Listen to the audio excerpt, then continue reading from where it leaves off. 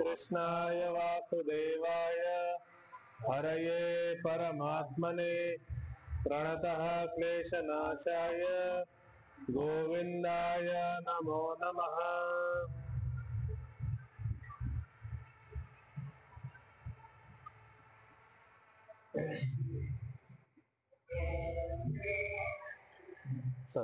दुसरा अध्याय पहिला श्लोक उच्चारण करायचं। ओम श्री परमात्मने नमः। अथ द्वितीयोऽध्यायः। संजय उवाच तं तथा कृपयाविष्टम् अश्रुपूर्णाकुलेक्षणम् विषीदन्तम् इदं वाक्यम् उवाच मधुसूदनः। श्रीभगवानुवाच कुतस्त्वाकश्मलमिदं विषमे समुपस्थितम् अनार्यजुष्टम् अस्वर्ग्यम् अकीर्तिकरमर्जुन क्लैब्यम् आस्मगमपार्थ नैतत्त्वय्युपपद्यते क्षुद्रं हृदय दौर्बल्यं त्यक्तोत्तिष्ठ परन्तप। अर्जुन उवाच कथं भीष्मम् अहं संख्ये द्रोणं च मधुसूदन ईशुभिः प्रतियोत्स्यामि पूजार्हा वरिसूदन। गुरून् हत्वा हि महानुभावान् श्रेयो भोक्तुं भैक्षमपीह लोके हत्वार्थकामास्तु गुरूनिहैव पुञ्जीय भोगान् रुधिरप्रदिग्धान् न चैतद्विद्मः कतरन्नो गरीयो यद्वा जयेम यदि वा नो जयेयुः यानेव हत्वा न जिजीविषामस्तेव स्थितः प्रमुखे धार्तराष्ट्राः कार्पण्यदोषोपहतः स्वभावः पृच्छामि त्वां धर्मसम्मूढचेताः यच्छ्रेयस्यान्निश्चितं ब्रूहि तन्मे शिष्यस्तेऽहं शाधि मां त्वां प्रपन्नम् न हि प्रपश्यामि ममापनुद्यात् यच्छोकमुच्छोषणमिन्द्रियाणाम् अवाप्य भूमा वसपात्मवृद्धम् राज्यं सुराणामपि चाधिपत्यम्। संजय उवाच एवमुक्त्वा ऋषिकेशं गुडाकेशः परन्तप न योत्स्य इति गोविन्दम् उक्त्वा तूष्णीं बभूवः। तमुवाच ऋषिकेशः प्रहसन्निव भारत सेनयोरुभयोर्मध्ये विषीदन्तम् इदं वचः। श्रीभगवानुवाच अशोच्यानन्वशोच्यस्त्वं प्रज्ञावादाश्च भाषसे गतासु न गतासूश्च नानुशोचन्ति पण्डिताः न त्वेवाहं जातु नासं न त्वं नेमे जनाधिपाः न चैव न भविष्यामः सर्वे वयमतः परम् देहिनोऽस्मिन् यथा देहे कौमारं यौवनं जरा तथा देहान्तरप्राप्तिर्धीरस्तत्र न मुह्यते मात्रा स्पर्शास्तु कौन्तेय शीतोष्ण सुखदुःखदाः आगमापायिनो नित्यास्तास्तितिक्षस्व भारत यं हि न व्यथयन्त्येते पुरुषं पुरुषर्षभ समदुःख सुखं धीरं सोऽमृतत्वाय कल्पते नासतो विद्यते भावो नाभावो विद्यते सतः उभयोरपि दृष्टोऽन्तस्त्वनयोस्तत्त्वदर्शिभिः अविनाशी तु तद्विद्धि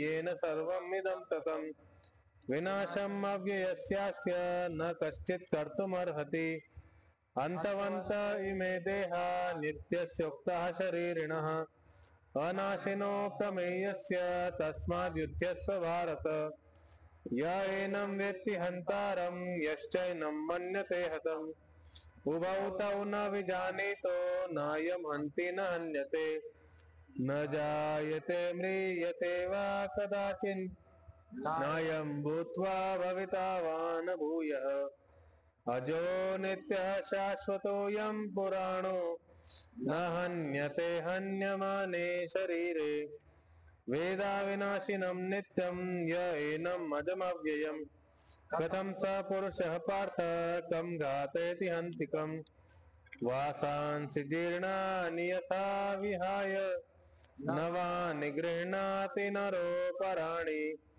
तथा शरीराणि विहाय जीर्णान् अन्यानि संयाति नवानि देहि नैनं छिन्दन्ति शस्त्राणि नैनं दहति पावकः न चैनं क्लेदयन्त्यापो न शोषयति मारुतः अच्छेद्योऽयमदाह्योऽयम् अक्लेद्यो शोष एव च नित्यः सर्वगतः स्थाणुरचलोऽयं सनातनः अव्यक्तोऽयमचिन्त्योऽयम् अविकार्योऽयमुच्यते तस्मादेवं विदित्वैनं नानुशोचितुमर्हसि अथ चैनं नित्यजातं नित्यं वा मन्यसे मृतम् तथापि त्वं महाबाहो न शोचितुमर्हसि जातस्य हि ध्रुवो मृत्युर्ध्रुवं जन्म मृतस्य च तस्मादपरिहार्येते न त्वं शोचितुमर्हसि अव्यक्तादीनि भूतानि व्यक्तमध्यानि भारत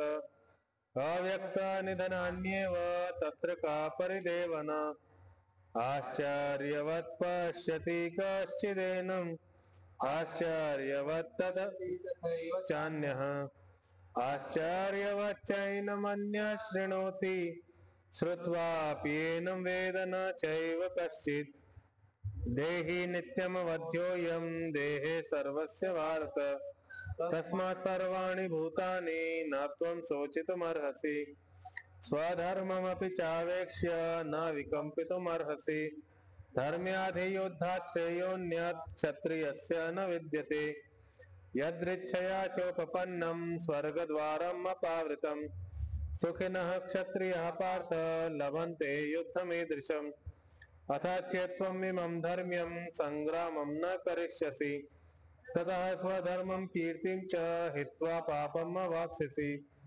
अकीर्तिं चापि भूतानि कथयिष्यन्ति ते व्ययाम् सम्भावितस्य च कीर्तिर्मरणादतिरिच्यते भयाद्रणादुपरतं मन्स्यन्ते त्वां महारथाः येषां च त्वं बहुमतो भूत्वा यास्यसि लाघवम् वाच्यवादाश्च बहून् वदिष्यन्ति तवाहिताः निन्दन्तस्तव सामर्थ्यं ततो दुःखतरं नु किम् हतो वा प्राप्स्यसि स्वर्गं जित्वा वा भोक्ष्यसे महीम् तस्मादुत्तिष्ठ कौन्तेय युद्धाय कृतनिश्चयः सुखदुःखे समे कृत्वा लाभालाभौ जयाजयौ ततो युद्धाय युज्यस्व नैवं पापमवाप्स्यसि एषा ते भीता साङ्ख्ये बुद्धिर्योगे त्विमां शृणु बुद्ध्या युक्तो यया पार्थ कर्मबन्धं प्रहास्यसि नेहाभिक्रमनाशोऽस्ति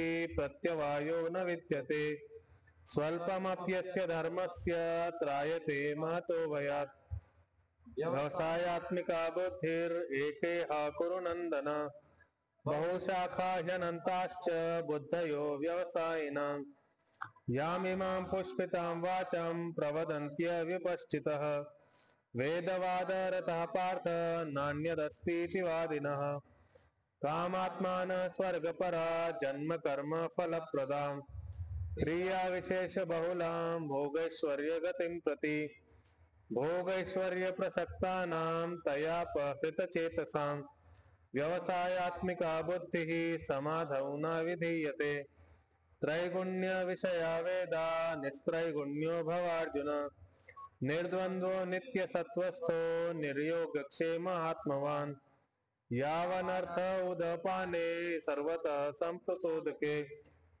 तावान् सर्वेषु वेदेषु ब्राह्मणस्य विजानतः कर्मण्येवाधिकारस्ते मा फलेषु कदाचन मा कर्मफल हेतुर्भू मा ते संगोऽस्त्व कर्मणि योगस्थ कुरु कर्माणि संगं त्यक्त्वा धनञ्जय सिद्ध्य सिद्ध्यो समो भूत्वा समत्वं योग उच्यते दूरेण ह्यवरं कर्म बुद्धियोगात् धनञ्जय बुद्धौ शरणमन्विच्छ कृपणाः फलहेतवः बुद्धियुक्तो जहातीह उभे सुकृतदुष्कृते तस्माद् योगाय युज्यस्व योगः कर्मसु कौशलम् कर्मजं बुद्धियुक्ता हि फलं त्यक्त्वा मनीषिणः जन्मबन्ध विनिर्मुक्ताः पदं गच्छन्त्यनामयम् यदा ते मोहकलिलं बुद्धिर्व्यतितरिष्यति तदा गन्तासि निर्वेदं श्रोतव्यस्य श्रुतस्य च श्रुति विप्रतिपन्ना ते यदा स्थास्यति निश्चला समाधौ वचला बुद्धिस्तदा योगम् अवाप्स्यसि। पुढचा श्लोक।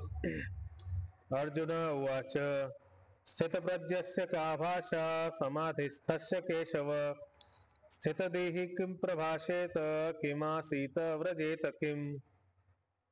आज आपण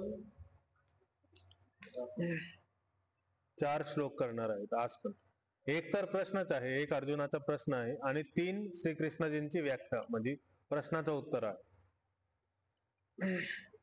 हे पूर्ण एक टॉपिकच आहे, पूर्ण एक विषय आहे, स्थित प्रज्ञेचा विषय आहे। आता चॅप्टरच्या एंडिंग पर्यंत अध्याय संपूर्ण स्थित प्रज्ञ काय आहे याची परिभाषा। 72 श्लोक येतात याच्यात। हा सगळ्यात मोठा अध्याय, हा आणि 18वा अध्याय सगळ्यात मोठा अध्याय। बाकी सगळे छोटे छोटे अध्याय। तर स्थितप्रज्ञस्य का भाषा, स्थितप्रज्ञस्य म्हणजे षष्ठी विभक्ती, स्थितप्रज्ञचा ची स्थितप्रज्ञ की परिभाषा काय आहे। स्थितप्रज्ञस्य ची का, का म्हणजे प्रश्न, काय, भाषा, भाषा म्हणजे परिभाषा, परिभाषा काय आहे। स्थितप्रज्ञ कसा असतो, जो समाधीमध्ये स्थित आहे तो स्थितप्रज्ञेची परिभाषा काय आहे। हे केशव, अजून एक नवीन एक संबोधन आलंय, हे केशव स्थितप्रज्ञेची काय परिभाषा आहे। आणि स्थितधीही स्थितप्रज्ञाचा एक पर्यायवाची आहे, स्थितधी। धी म्हणजे पण बुद्धी आणि प्रज्ञ म्हणजे पण बुद्धी। तर प्रज्ञ म्हणजे प्रकृष्ट बुद्धी ज्याच्याजवळ आहे, जसं आपण बुद्धियुक्त शब्द वापरलाय आधीच्या श्लोकांमध्ये, तसं प्रज्ञ बुद्धियुक्तासाठी एक नवीन पर्यायवाची आहे। आणि स्थितधीही हे पण एक पर्यायवाची आहे। तर प्रज्ञ आणि धीही हे दोन्ही पण शब्द बुद्धियुक्ताला सांगतात की बुद्धियुक्त झालेला मनुष्य, ज्याची प्रज्ञा स्थिर झालेली आहे, ज्याची बुद्धी स्थिर झालेली आहे, एकाग्र आहे, समाधीमध्ये स्थित झालेली आहे, असा धीर पुरुष किम प्रभाषेत कसा बोलतो। पहिलं तर विचारलं की त्याची परिभाषा काय आहे, की कुणाला म्हणतात, आणि नंतर विचारलं की तो कसा व्यवहार करतोय। तर व्यवहार कसा करतोय त्याचे तीन क्रियांनी त्याचं वर्णन केलं। किम प्रभाषेत, प्रभाषेत म्हणजे कसं संभाषण करतोय, दुसऱ्यांसोबत कसं बोलतोय तो।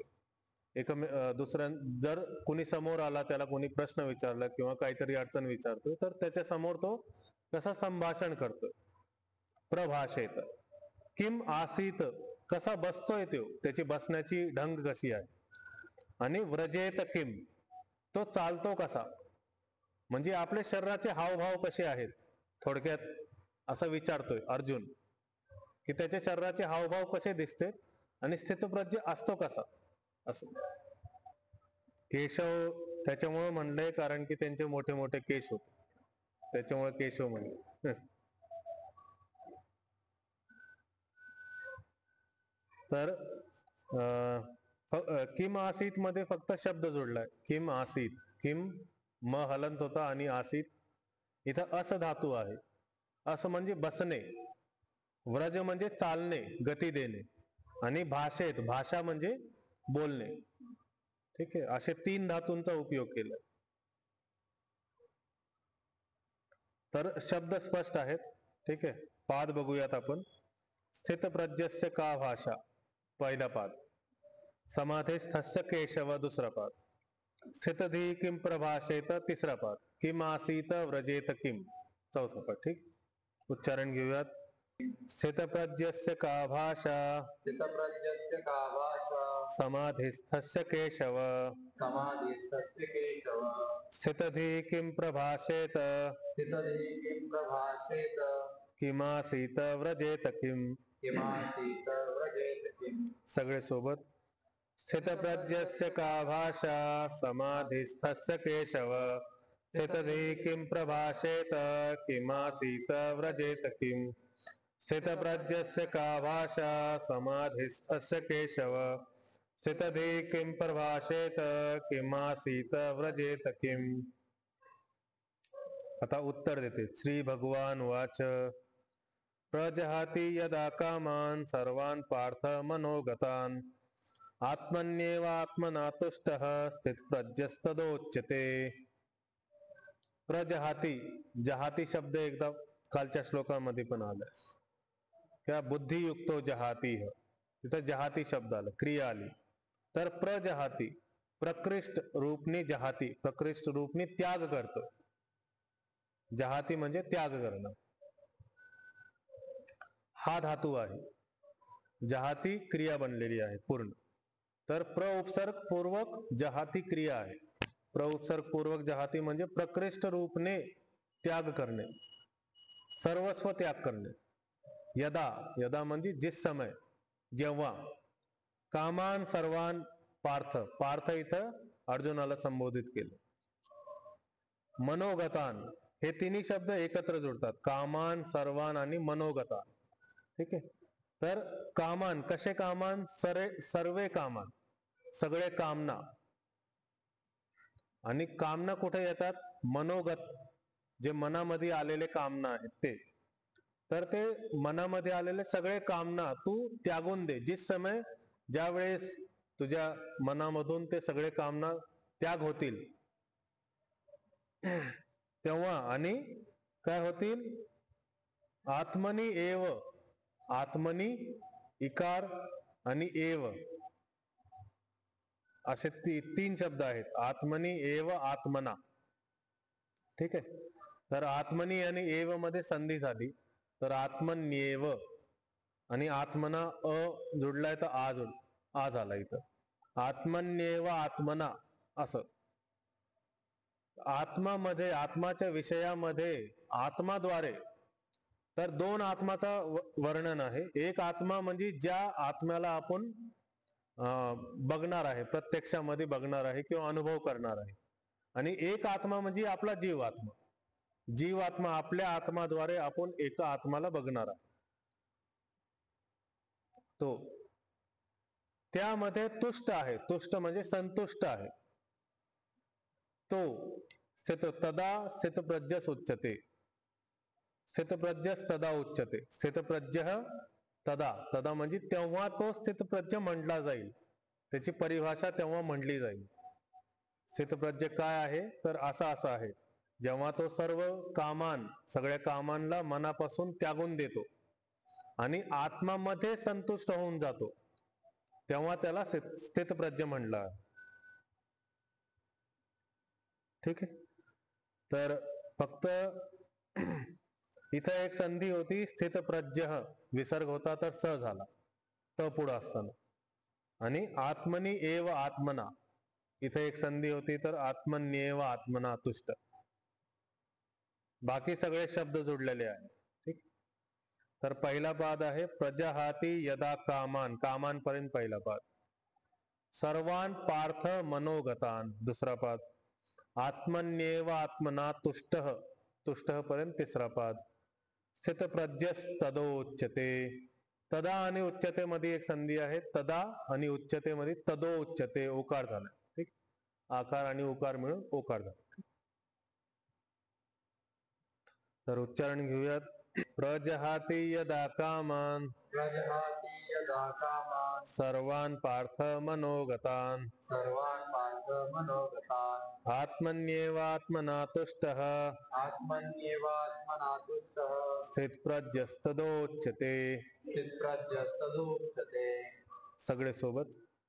प्रजहाति यदा कामान् सर्वान् पार्थ मनोगतान् आत्मन्येवात्मना तुष्टः स्थितप्रज्ञस्तदोच्यते. प्रजहाति यदा कामान् सर्वान् पार्थ मनोगतान् आत्मन्येवात्मना तुष्टः स्थितप्रज्ञस्तदोच्यते. पुढचा श्लोक. दुःखेषु अनुद्विग्नमनः सुखेषु विगतस्पृह वीतरागभयक्रोधः स्थितधीर्मुनिरुच्यते. ही दुसरी परिभाषा आहे. दुःखेषु, दुःखामध्ये, बहुवचन, सप्तमी बहुवचन, विषय, दुःखांच्या विषयामध्ये, अनुद्विग्न मना, अनुपसर्गपूर्वक उद्विग्न. उद्विग्न म्हणजे मनामध्ये खूप हलचल होणे. दुःख झाल्यावरती मन खूप चलबिचल होऊन जात तसं. तर दुःखामध्ये जो अनुद्विग्न मना असतो, जो चलबिचल होत नाही, आणि सुखामध्ये, सुखेषु, सुखांमध्ये जो विगत स्प्रिय, ज्याचा स्प्रिय, ज्याचा प्रेम, प्रेम भावना ज्याची सुखांमध्ये नाहीये, किंवा त्याची तृप्ती, इच्छा, तृष्णा सुखांमध्ये नाहीये. सुखांपासून विगत म्हणजे विगत गेलेली आहे. आणि काय? वीत राग भय क्रोध. राग, भय आणि क्रोध हे तीन शब्द आहेत. राग, भय आणि क्रोध वीत, विगत झालेले आहेत, सुटून गेलेले आहेत, त्याग झालेले, नष्ट झालेले आहेत ज्यांचे, तसा व्यक्ती असतो स्थितधीर मुनिरुच्यते. तो स्थितधीर आहे. काय काय सांगितलं? दुःखेषु अनुद्विग्न मना, दुःखामध्ये जो उद्विग्न होत नाही, आणि सुखामध्ये त्याची तृष्णा वाढत नाही असं. आणि राग, भय आणि क्रोधामधून तो, ते राग, भय आणि क्रोध ते नष्ट झालेले आहेत ज्याचे, तो स्थितधीर मुनिरुच्यते असं. स्थितधी ही मुनी, त्याला मुनी म्हणलंय. तर मुनी एक खूप चांगला शब्द आहे. सर चांगल्या प्रकारे एक्सप्लेन करतो. तीन शब्द असायचे, एक ऋषी, एक मुनी आणि एक संन्यासी. तर हे तिन्ही शब्द लगभग बघण्यासाठी सारखेच आहेत, पण तिन्ही मध्ये छोटा छोटा डिफरन्स आहे. ठीक आहे. तर ऋषी जो असतो तो एकदम विरक्तच असतो सगळ्या विषयांपासून. संन्यासी पण सगळ्या विषयांपासून विरक्त असतो, पण त्याचा काहीतरी धर्म असतो. ऋषी काय करत असतो? ऋषी रिसर्च टाईप करत असतो काहीतरी.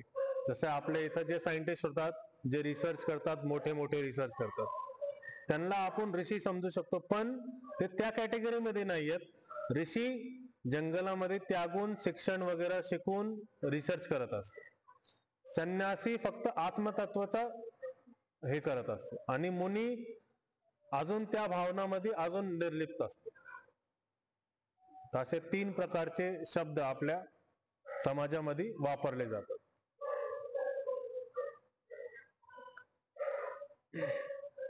तर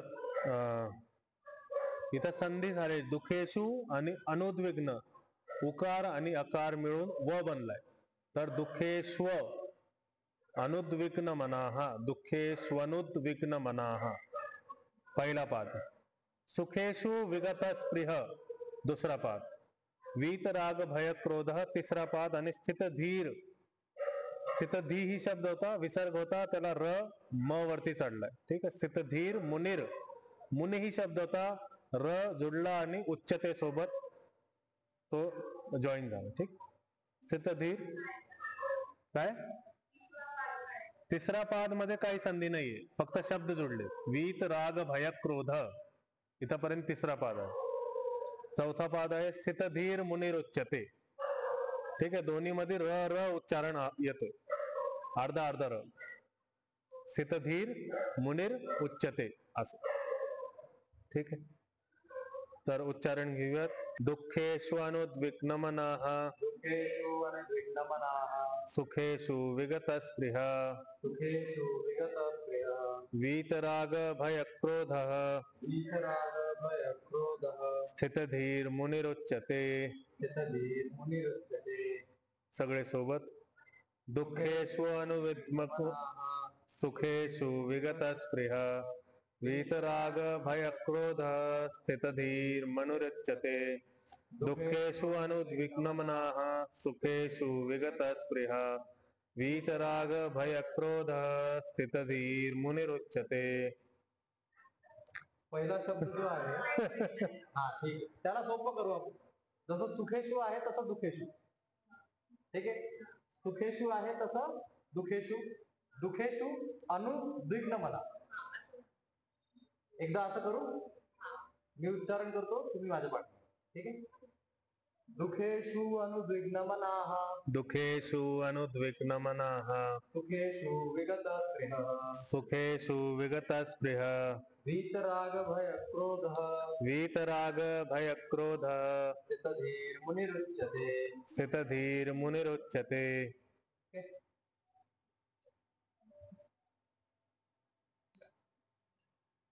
यः सर्वत्राननभिस्नेहस्तत्यत्प्राप्य शुभाशुभम् नाभिनन्दति नाद्वेष्टि तस्य प्रज्ञा प्रतिष्ठिता.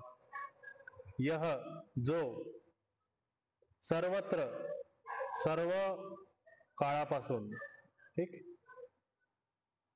किंवा सर्व काळांमध्ये सर्वत्र सगळ्यांच्या मध्ये जो अनभिस्नेह स्नेह पासून वेगळा झालेला आहे किंवा त्याच्या मनामध्ये स्नेह असा प्रकारच नाही, सगळ्यांच्या प्रती स्नेहाची भावना नाही, प्रेमची भावना नाही, प्रीतीची भावना नाही. तत्तत् प्राप्य शुभाशुभम. आणि त्यांच्या जे शुभाशुभ आहे, शुभ आणि अशुभ, ते कर्म असतील किंवा फल असतील, जे शुभाशुभ कर्म आहे किंवा फल आहे, त्यांच्यामध्ये जो व्यक्ती न अभिनंदती, शुभ फलांमध्ये किंवा शुभ कर्मांमध्ये जो प्रसन्न होत नाही आणि न द्वेष्टी, अशुभ कर्मामध्ये जो द्वेष करत नाही,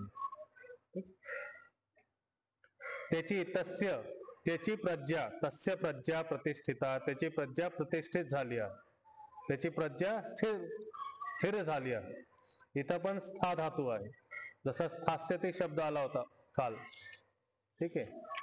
आणि इथं पण एक शब्द आला आहे समाधिस्थस्य, प्रश्न विचारताना. तर स्थास्यती त्याचाच रूप आहे प्रतिष्ठिता. ठीक, म्हणजे स्थित झालंय, ज्याची प्रज्ञा प्रतिष्ठित झाली, स्थित झाली आहे, तो असा आहे. या सर्वत्र सगळं देहांमध्ये, सगळं जीव जे सगळे जीव जंतू आहे त्यांच्यामध्ये ज्याचा प्रेम राहिलेला नाहीये, प्रेम सुटून गेलंय आणि शुभ आणि अशुभ कर्मामध्ये न प्रसन्न होतोय न द्वेष करतोय, त्याची प्रज्ञा प्रतिष्ठित झाली आहे. ठीक आहे. इथं संधी आहे सर्वत्र आणि अनभिस्नेह. अनभिस्नेह, अभिस्नेह शब्द होता, त्याला न लागलाय म्हणजे त्याचा निषेध केलाय, अनभिस्नेह शब्द बनला. आणि सर्वत्र अनभिस्नेह असे शब्द दोन जुडले तर सर्वत्र अनभिस्नेह, सर्वत्र अनभिस्नेह. इथपर्यंत पहिला पाद आहे. तत् प्राप्य, तत् दोन वेळा आहे, तत् प्राप्य शुभाशुभम. शुभ आणि अशुभ मध्ये संधी झाली, शुभाशुभम.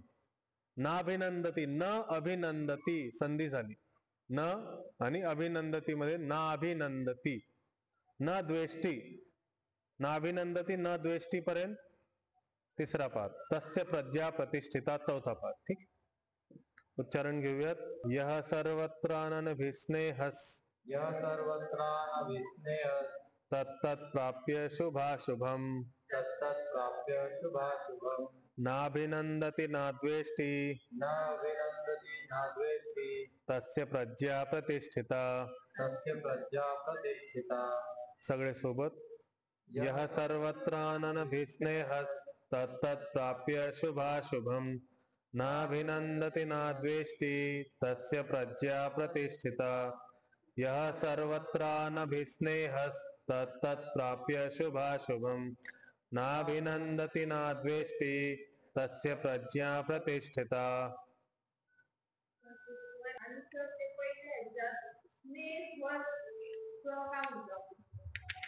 स्नेह स्नेह विसर्ग होता ना.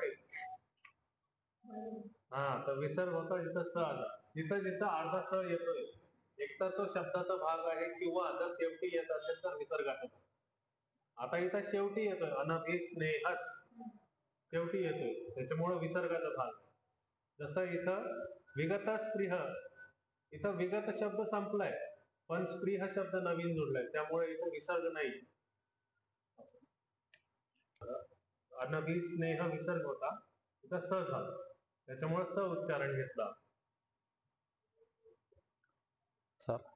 व्याख्यान करू. आतापर्यंत आपण जे समजलं त्यामध्ये बुद्धीच्या द्वारे बाकी सगळ्या गोष्टींचा त्याग करून कसे कर्म करायचे हे सांगितलं. फक्त बुद्धीचा वापर करून कसे कर्म करायचे हे सांगितलं. तर अर्जुनला हा प्रश्न का पडलाय? एवढं सांगितल्यानंतर पण अर्जुन विचारतोय की स्थितप्रज्ञस्य का भाषा.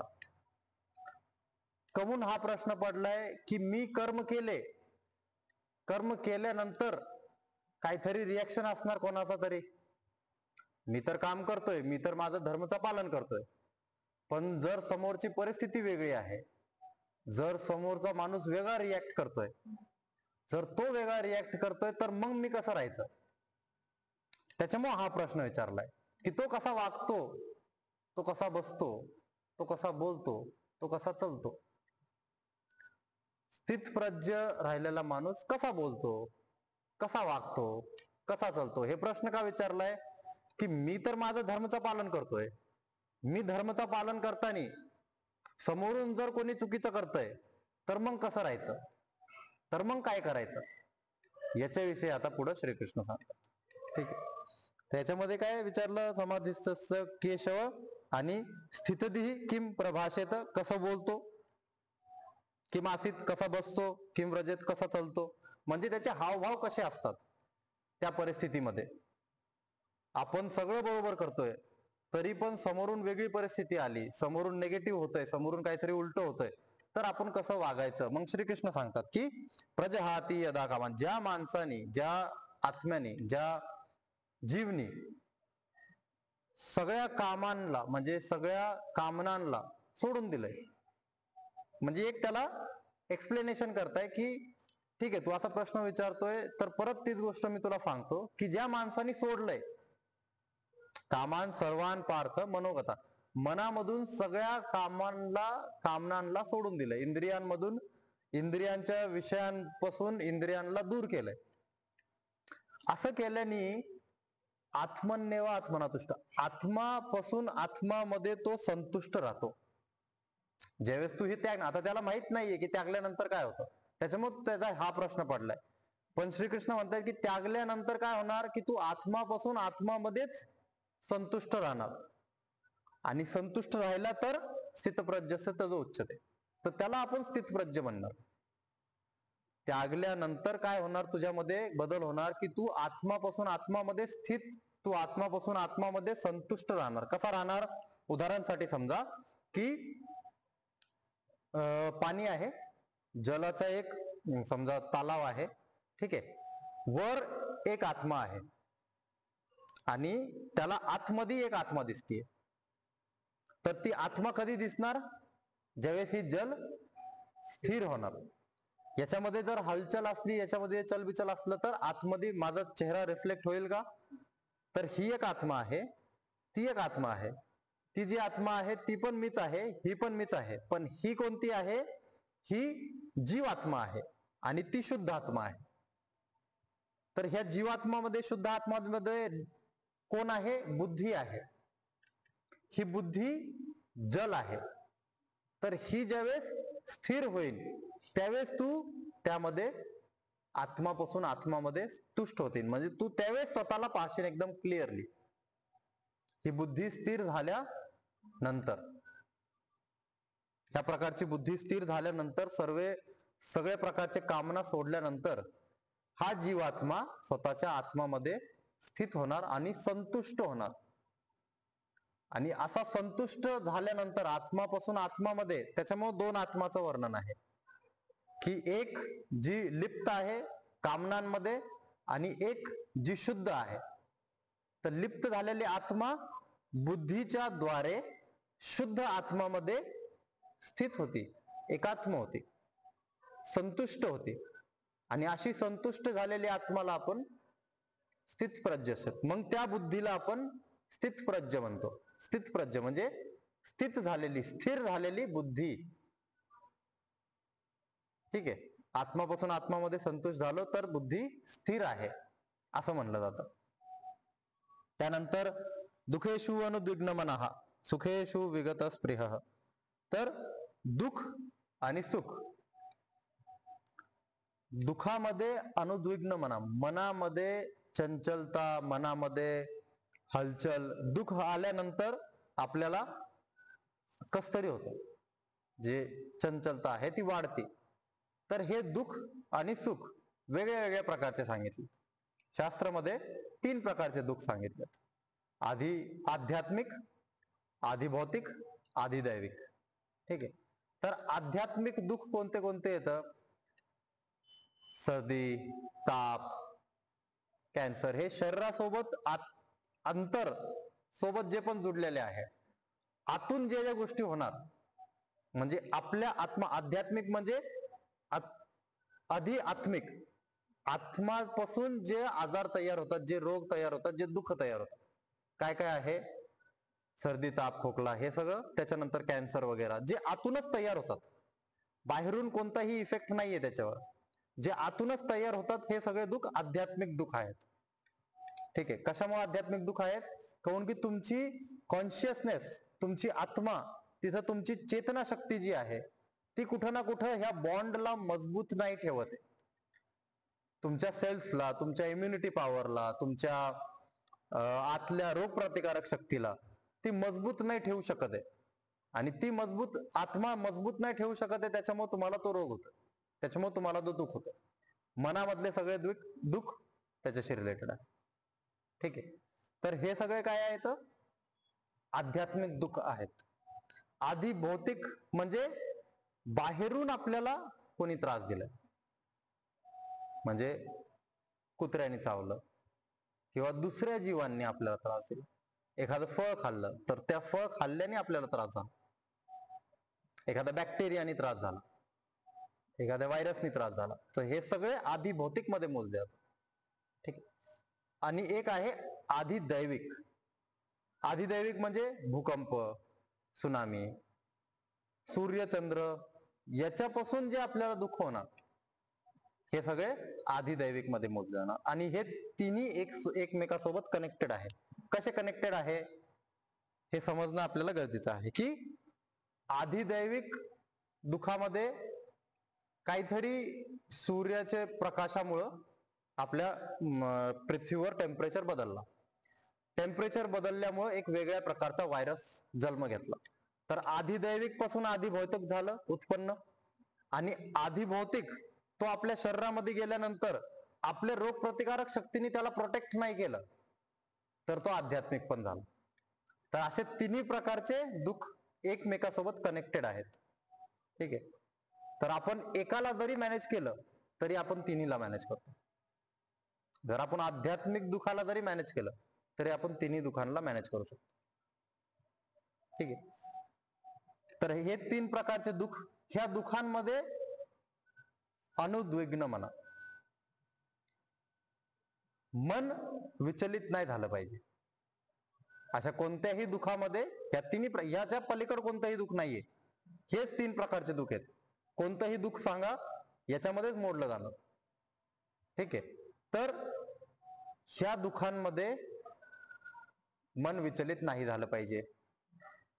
सुखामध्ये विगत स्पृहः, सुख भेटलं त्याच्यापासून विगत डिस्टन्स ठेवलं पाहिजे, सुखाला लिप्त नाही झालं पाहिजे, सुखाला चिटकून नाही धरलं पाहिजे की मला हीच गादी अशीच पाहिजे, हीच कायमच पाहिजे मला. ही सुख आहे, एक चांगली गादी भेटते तर सुख आहे. तर ती गादी मला तीच पाहिजे, बस, मला दुसरं काय नको, मला कंटिन्यू फॅन पाहिजेच, मला ते पाहिजेच, मग हे सुख आहे. मग या सुख मध्ये विगत स्पृह जो त्याला डिफरेन्शिएट करतो, तिथं तो सेपरेट होतो, सुखापासून जो सेपरेट होतो आणि दुखापासून जो विचलित नाही होत. वीत राग भय क्रोध, राग, भय आणि क्रोध ज्याच्यापासून लांब गेलेत. राग काय आहे? राग म्हणजे सुखाचं अनुसरण म्हणजे राग. तेच की मला एक गादी भेटली तर अजून चांगली गादी पाहिजे, मला फॅन भेटतोय पण मला एसी पाहिजे, गार हवा पाहिजे, तर हा अनुसरण करून, सुखाचं अनुसरण करून अजून चांगल्या गोष्टीची इच्छा करणं म्हणजे राग. तर याच्यापासून पण जो लांब झालाय, याच्यापासून पण जो सेपरेट झालाय. भय, भीतीपासून जो सेपरेट झालाय. भय कुठून उत्पन्न होतोय? दुखापासून भय उत्पन्न होतोय. भय कुठून उत्पन्न होतोय? दुःखापासून उत्पन्न होतोय. तर भयपासून पण जो सेपरेट झालाय, म्हणजे जे पण आपल्याला दुःख आतापर्यंत झालेत, आधिदैविक, आध्यात्मिक, आधिभौतिक, हे दुःख झाल्यानंतर आपल्याला परत ती गोष्ट समोर दिसल्यावर आपल्याला भय उत्पन्न होतो.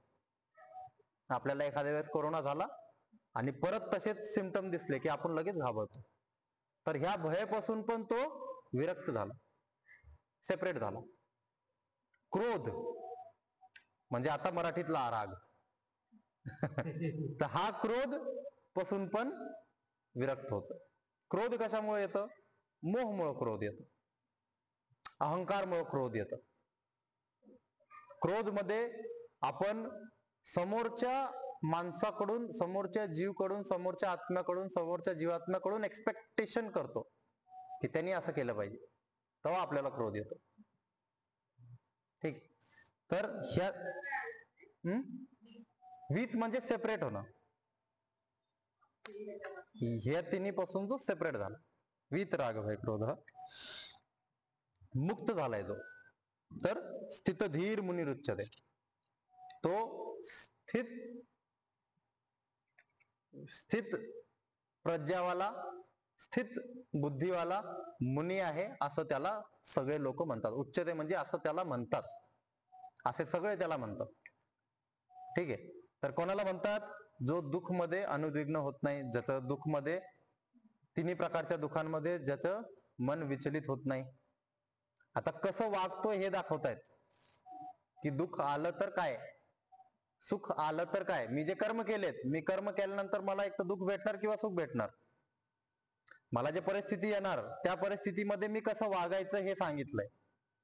की दुःख मध्ये मन विचलित नाही करायचं, सुख मध्ये सेपरेशन ठेवायचं, सुखापासून सेपरेशन ठेवायचं, राग, क्रोध, भयपासून सेपरेट राहायचं.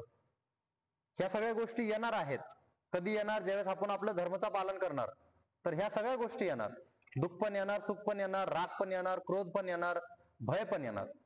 तर ह्यापासून कसं राहायचं लांब, काय करायचं हे सांगतायत श्रीकृष्ण. ठीक आहे. आणि शेवटच्या याच्यात य सर्वत्रान अभिस्नेह म्हणजे सर्वत्र अनअभिस्नेह, जो सगळ्या दृष्टीने स्नेहाचा त्याग केलाय, ज्यांनी सगळ्या दृष्टीने स्नेहाचा त्याग केला, प्रेमचा त्याग केला. मग ते पण मोहच आहे, बांधलेलंच आहे. तत्तत् प्राप्य शुभाशुभम, त्याला शुभ आणि अशुभ हे प्राप्त होणार. तुम्हाला कर्म केल्यानंतर, धर्म केल्यानंतर, तुमचे तुम्ही निहित कर्म, नियमित कर्म केल्यानंतर तुम्हाला शुभ आणि अशुभ हे दोन्ही प्राप्त होणार. तर शुभ मध्ये काय करायचं? न अभिनंदती, सेलिब्रेट नाही करायचं शुभ झाल्यानंतर. आणि अशुभ झाल्यानंतर न द्वेष्टी, द्वेष नाही करायचा. चांगलं झाल्यानंतर खूप जास्त सेलिब्रेट नाही करायचं, वाईट झाल्यानंतर खूप जास्त द्वेष नाही करायचं. द्वेष म्हणजे दुःखाचा अनुसरण. अशुभ होतोय म्हणजे दुःख होतोय, आणि दुःख झाल्यानंतर द्वेष उत्पन्न होतो. की याच्यामुळे झालं, याच्यामुळे झालं, हे द्वेष आहे. यांनी परत असं माझ्या सोबत नाही केलं पाहिजे, हा द्वेष आहे. यांनी माझ्यासोबत असं केलं, हे द्वेष आहे. तर अशुभ मध्ये द्वेष नाही झाला पाहिजे, शुभ मध्ये अभिनंदन नाही झालं पाहिजे. अशा बुद्धीला आपण प्रतिष्ठित म्हणतो. ठीक आहे. तर मागं आपण समजलं की कर्म, आपण धर्म जे करायचंय आपल्याला, ते ह्या सगळ्या गोष्टींना, जे आपले ऐश्वर्य, भोग आणि ऐश्वर्याच्या गोष्टी आहेत, इंद्रियाच्या गोष्टी आहेत, या सगळ्यांचा त्याग करून धर्माचं पालन करायचंय. त्याच्यामध्ये आपण बरोबर आहेत का चुकीचे आहोत हे मोजलं जाणार नाही. पाप आणि पुण्य हे मोजलं जाणार नाही. का नाही मोजलं जाणार? की जसं मी सकाळी उदाहरण पण दिलं की पोलीसवाला आहे, तो जर त्याचे ट्रॅफिक रूल्स फॉलो करतोय आणि बरोबर काम करतोय, तर तो पाप पण नाही करत आहे आणि पुण्य पण नाही करत आहे. त्याच्या पलीकडे ते काही पण करतोय, तर ते पाप पुण्यामध्ये मोजलं जाणार. एखादा अशी परिस्थिती आली की तिथं एक 16 वर्षाचा मुलगा आहे, तो त्याच्या वडिलांना घेऊन चाललाय हॉस्पिटलला, काऊन की त्याचे वडील खूप जास्त क्रिटिकल आहेत. ठीक आहे. आणि तो 16 वर्षाचा असल्यामुळे तो गाडी चालवू शकत नाही आणि सिग्नल पण तोडलंय त्याने. ह्या परिस्थितीमध्ये पोलीसवाला काय करतोय, त्याला जाऊन देतोय. तर इथं त्या पुण्याचा भागीदार होईल असं आपण एक समजू, अंदाज लावू. ठीक आहे. तसंच तो 16 वर्षाचा आहे, त्याच्या पाठीमागे काहीच कारण नाहीये आणि त्याला जाऊन देतोय 500 रुपये घेऊन, 100 रुपये घेऊन, तर तो पापचा भागीदार होतो. पण तो ह्या दोन्ही गोष्टींना लक्षात न ठेवता फक्त त्याचा जो नियम आहे की सिग्नल तोडलं एवढं फाईन भर, हे झालं एवढं कर आणि मग जा, एवढं जर करतोय तर तो पापचा पण भागीदार नाही आणि पुण्याचा पण भागीदार. असे कर्म धर्माच्या अनुसार नियमित केल्याने आपल्या जीवनामध्ये काय काय गोष्टी येणार? सुख येणार, दुःख येणार. त्याला असं वाटेल की मी बरोबर केलं, मी चुकीचं केलं. असं वाटल्यानंतर, मी बरोबर केलं वाटल्यानंतर अभिमान नाही झाला पाहिजे आणि मी चुकीचं केल्यानंतर द्वेष नाही झाला पाहिजे. ह्या सगळ्या गोष्टी ह्या श्लोकांमध्ये सांगितल्या. पुढे पण हीच चर्चा आहे. यदा संहर्ते च अयं कूर्मोऽंगानि सर्वशः. याच्या पुढं अजून यालाच की आपल्या समोर परिस्थिती आल्यानंतर आपण कसं वागायचं, तर कछवासारखं वागायचं, कूर्म सारखं वागायचं. हे पुढच्या श्लोकमध्ये आपण सोमवारपासून घेऊ. आतापर्यंतच्या श्लोकांमध्ये काही प्रश्न असेल तर विचारा. हे शेवटच्या श्लोकामध्ये मला असं वाटतंय की म्हणजे दुसऱ्यांबद्दल आपण स्नेह नाही ठेवायचं, प्रेम नाही ठेवायचं. आपले नातेवाईक पण आहे, तर आई वडिलांमध्ये प्रेम असतो, मुलांमध्ये पण प्रेम असतो, भाऊ बहिणींमध्ये पण प्रेम असतो. तर तो प्रेम नाही ठेवायचा, पण त्यांच्यामध्ये झालेले शुभ आणि अशुभ कर्मामध्ये पण संलिप्त नाही व्हायचं. कसं संलिप्त नाही व्हायचं? शुभ झाला जर, म्हणजे आईला जर काहीतरी चांगलं झालं, आईने चांगलं काम केलं, तिला पुरस्कार भेटला, ती समाजात चांगले नाव कमवली, तर त्याच्याबद्दल आपण प्रसन्न होतो. ती प्रसन्नता आपण नाही ठेवायची, त्याला सत्प्रज्ञ म्हणतो. आणि आईला जर कोणी हाणलं, कोणी टोचून बोललं, कोणी रागवलं आणि त्याच्याबद्दल, त्या पुरुषाबद्दल मग आपल्याला जर द्वेष होतो, तर ती द्वेष भावना नाही ठेवायची. पण धर्म तर करायचं, द्वेष भावना ठेवून नाही करायचं. जे आपले नियम आहेत त्या नियमामध्ये चालून तुम्ही करा, पण द्वेष नका करू. त्याला स्थितप्रज्ञ म्हणतात. मनामध्ये तो विचार, मनामध्ये ती भावना नाही आली पाहिजे. हा, निस्वार्थपणे नाही करा किंवा निष्काम भावनेने करा असं.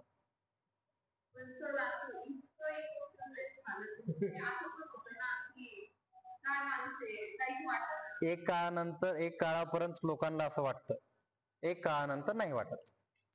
माझ्या बाबतीत असंच आहे. लोक भरपूर नातेवाईक असतील किंवा मित्र असतील, त्यांच्या समोर मी जसा वागतो त्यांना वाटतं किती एकदम, हा म्हणजे एकदम सरळ जाऊन बोलतोय, एकदम सरळ. नाही नाही मला जायचंय, मी चाललो, निघाला. राग सुरुवातीचे 3 वर्ष 2 वर्ष राग आला, पण सगळं झालं. पण त्याच्यानंतर आता त्या गोष्टीची लोक म्हणतात की हा हो बरोबर आहे, असंच राहिलं पाहिजे. म्हणून माझं एक उदाहरण आहे, ते उदाहरण सांगतो की मी व्यवहारामध्ये खूप क्लिअर आहे.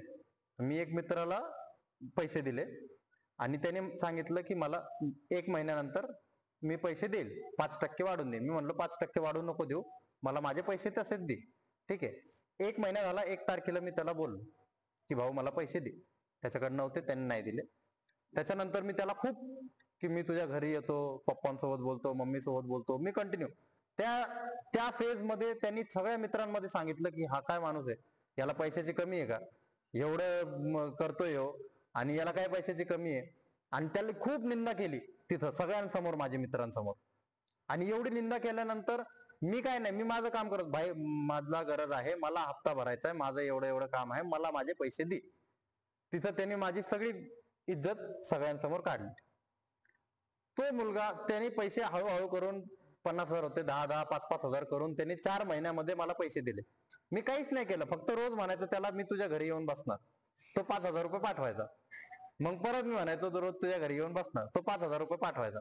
आणि बाकीच्यांना सांगायचं की हे काय माणूस आहे, माझ्या मागच लागलाय, एकदा काय पैसे घेतले म्हणजे माझेच पैसे घ्यायला मला रडावं लागतंय. ठीक आहे. असं झाल्यानंतर हे सगळं झालं. आता त्यांनी अजून मित्रांकडून घेतले, बाकीच्या मित्रांनी त्याच्यावर प्रेशर टाकला नाही. ठीक आहे. आणि तो गेला पळून. आता तो कमीत कमी 60-70 लाख रुपये सगळ्यांचे घेऊन पळून गेलाय. आमच्या मित्राची रिअल कहाणी, रिअल स्टोरी आहे. ठीक आहे. तो पळून गेलाय आता. आणि जवळचा मित्र, लहानपणीच्या शाळेचा 5वी पासून सोबत असणारा मित्राचे 14-15 लाख रुपये आहेत. आणि तो आता त्याला सापडत पण नाही, भेटत पण नाही, बोलत पण नाही, 3-4 महिने झाले. तो म्हणतोय बाबा तूने सही किया है. मला बाबा म्हणते सगळे, बाबा तूने सही किया है, बाबा तेरे जैसा होना चाहिए था मैंने भी, तुम अच्छे से कल्टी मार लिए तुमने, अच्छे से पहले ही निकल लिए तुम लोग, तुम्हारे जैसा होना चाहिए था, नहीं तो वो टाइम पे हमने बहुत नाम रखे तुमको, लेकिन अभी हमको समझ में आ रहा है कि हमको तुम्हारे साथ. तो तिथं मी व्यवहाराचा एकदम पक्का आहे. आणि कोणत्याही गोष्टीमध्ये मी व्यवहाराचा एकदम पक्का आहे. क्लासच्या बाबतीत असो, कोणत्याही बाबतीत असो. मी लोड नाही देत, समोरच्याला टेन्शन पण नाही देत, पण मी बोलत राहणार कंटिन्यू, गांधीगिरी सारखं आपलं चलत राहणार कंटिन्यू. ठीक आहे. चला, आत्माशी रिलेटेड जे आहे किंवा मनाशी रिलेटेड जे आहे, तुम्हाला होणार, मला नाही होणार. ज्याची इम्युनिटी तुम्हाला होणार, मला नाही होणार. त्याच वातावरणामध्ये मी पण गेलो, त्याच वातावरणामध्ये तुम्ही पण गेले, तुम्हाला झालं, मला नाही झालं. हे काय आहे? माझी आंतरिक आत्मा आहे ना, माझी शक्ती आहे, माझी शक्तीने मला प्रोटेक्ट केलं, त्याच्यामुळे हे आध्यात्मिक आहे. कॅन्सर पण आध्यात्मिक आहे.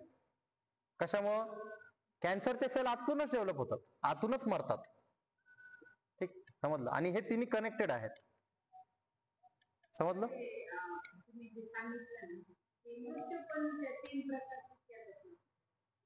हा, याच्यामध्ये मृत्यू पण येत असते. हा, आधिदैविक, आधिभौतिक, आध्यात्मिक. मृत्यू पण येतात आणि दुःख पण. मृत्यू हा दुःखच आहे. मृत्यू हा दुःखच आहे. जन्म पण दुःखच आहे. ह्या संसाराला पण मरते संसार म्हणतात. आणि जन्म मृत्यू दोन्ही दुःख असून जे काही घडतंय ते सगळं पण दुःख आहे, अज्ञानवश. ज्ञान आहे तर नाही, पण अज्ञान आहे तर दुःख आहे. जिथं अज्ञान आहे तिथं दुःख आहे, जिथं ज्ञान आहे तिथं दुःख नाही. जसं मला ज्ञान आहे की मी जर हे खाल्लं तर मला सर्दी होणार, तर मला दुःख होईल का आतून? नाही होणार. सर्दी झाली तरी दुःख होईल का? नाही होणार. पण जर मला माहित नाहीये की ही खाल्ल्याने दुःख होतं, ही खाल्ल्याने सर्दी होईल, तर मी तडफडत राहणार. कशामुळे झाली, कशामुळे झाली, का झाली, का झाली, पळ डॉक्टरकडे, पळ इकडं, पळ तिकडं. मग तिथं काय झालं? मला अज्ञानमुळे दुःख आहे. तर हे संसारमध्ये माणूस येतो पण दुःखामुळे, अज्ञानमुळं. जन्म पण घेतो, मृत्यू पण अज्ञानमुळेच, दुःख पण अज्ञानमुळेच. ज्ञान फक्त एकच आहे, आत्मामध्ये संतुष्ट राहणं ज्ञान आहे. आत्मामध्ये स्थित राहणं ज्ञान आहे. त्याच्या पलीकडे दुसरं काहीच ज्ञान नाही. हे पाठीमागे सांगितलं की सगळे वेद, सगळे श्रुती, सगळं ज्ञान, वेदांचं सगळं ज्ञान जरी आपण घेतलं, पण जो आत्मसाक्षात्कार केलाय त्याच्यासाठी हे सगळं ज्ञान काही अर्थ नाही ठेवत. नाही बरोबर. नाही बरोबर, नाही झालं तरी चालेल. आत्मसाक्षात्कार महत्वाचा आहे. आत्मामध्ये संतुष्ट राहणं महत्वाचं आहे. आत्मामध्ये स्थित राहणं महत्वाचं आहे. ठीक, घ्यायचं शांतीपाठ. हेवी झाला आज. लिहून ठेवत जा. थोडं हेवी झालं का? नाही ना? बर, चला. कमरपाठ मान सरळ, पदांची मुद्रा, डोळे बंद, दीर्घ श्वास भरून